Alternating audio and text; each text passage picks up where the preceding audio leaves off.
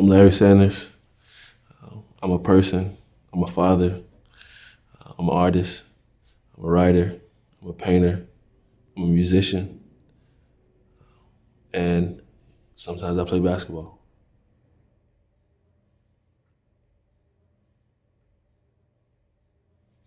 Well, I know I disappeared for a while. People were wondering where I was.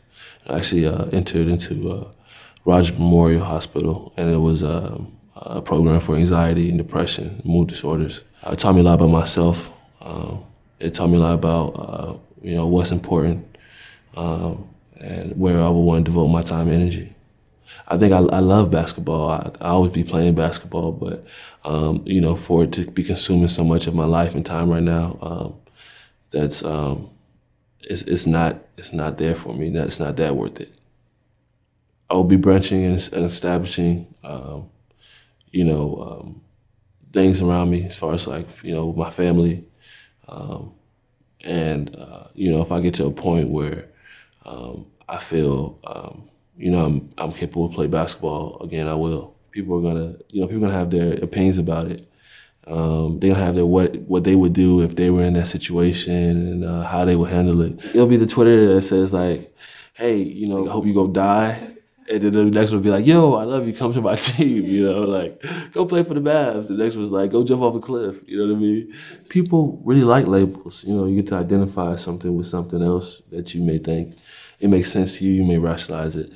I just don't neglect the and, don't neglect the and. That's what I would say, hey, yeah, you say I'm selfish and I'm loving and I'm caring and, and I'm fearful sometimes, and I'm also brave. We all are more than just one thing. In a lot of situations, it's very admirable for a person to take that risk and follow their heart and go after their intuition and their passion. I think for me, it just seemed like a crazier, higher risk because of my higher paying profile job. I think this is seen to be a desirable, lucrative job and position. So people say, oh, how could you be unhappy there? How could that be a place you don't want to be? Values and the relationship with the people I love around me, that's like my real riches, that's what the lasting, my lasting wealth. I understand that it's not what fuels happiness. Happiness isn't behind a golden gate. Happiness is really an internal thing. Everyone wants to compare past. I could compare, it's just personal. It's just and you have an idea of where it should be or where it should go. Like my idea wasn't even for it to go to the NBA. So how at this point can I say I'm off path or I'm going the wrong way?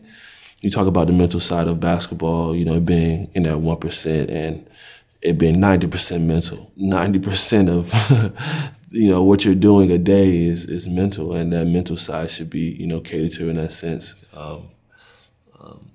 Cannabis came later on in my life, and it was, for me, used medically for, some of the symptoms that I was having, due to like a lot of stress and pressure I was under given my work. Coming to the league, you could drop this, large amount of money out of nowhere.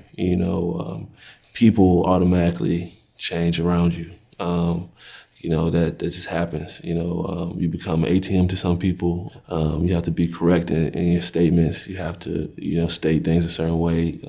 You give up your freedom of speech. For real, you really can't say how you feel.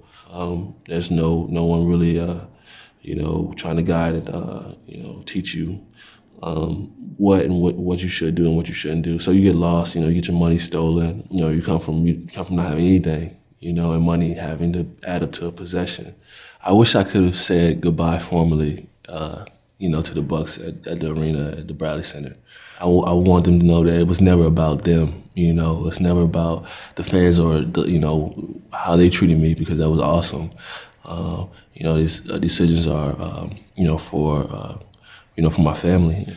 Every day, your life begins, and you have a day that is not like any other day. I'm at a point where I'm excited about devoting my energy to these positive things in people and making a difference in this unseen world.